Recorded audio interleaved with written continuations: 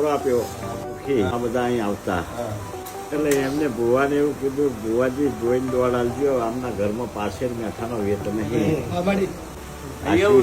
ગામમાં અમે જ જાણીએ છીએ, દિલને એ લાગણી હતી આ મઢમાં બેસીએ છીએ તો આ મઢની આબરૂ ના. પેલાને મેં દોડ આપી દીધો એટલે પેલાએ 1 કિલો ઘઉંના લોટના લાડવા બનાવ્યા. કોઈ ઘર એવું ના રાખ્યું કે એને હાકતમ નૂતરું નામ એને એવો કાળજી કરાર હતો. કદાચ આ તો કિલો લોટ છે પણ કદાચ આમ કરીને ચપટી બનાવ્યો હોત ને તો ટાઈગર માતાની બાધાનો છોકરો છે ને એના 12 વાર લઉં છું. કદાચ આ આખો શ્યામાળો ઉતરી જાય ને હાકટમ તોય લાડવા નાખું તો એવો કાળજી કરાર હતો એને. એટલે હું અહીંથી રાતે 12 વાગે ધૂણવા જઈ. પેલા જે માણસો અહીં રવિવારે મારા તો આવતા એમને ભુવાન શેઠો બોલાવીને એવું કીધું કે આમને તો આટલું જ કર્યું છે ને ગામમાં નૂતર હાકતમ સિવાય નહીં થઈ.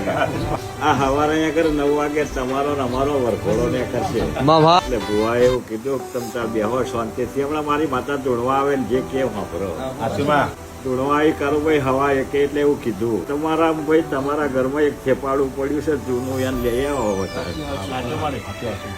મરતો લેમ લાડવા નહીં ખૂટવા દીધા, તારા હાજરની ટેકરીએ ખૂટવા કિલો ના કિલો લાડવા ને આખું ગામ હાકર ખાઈ ગયું. મને તો લાડવાની પહેલેથી હેર પણ ભરવો છે જેના ભીતર નો એના માટે પુરાવા આપડા મોજૂદ છે. ટાઈગર લખાવાથી ટાઈગરો ના બની જવા પણ કિલો લોટ ની અંદર આખું ગામ હાકટમ ખવડાવે ને તાળ કદાચ રોમ ટાઈગર લખાવડાવે.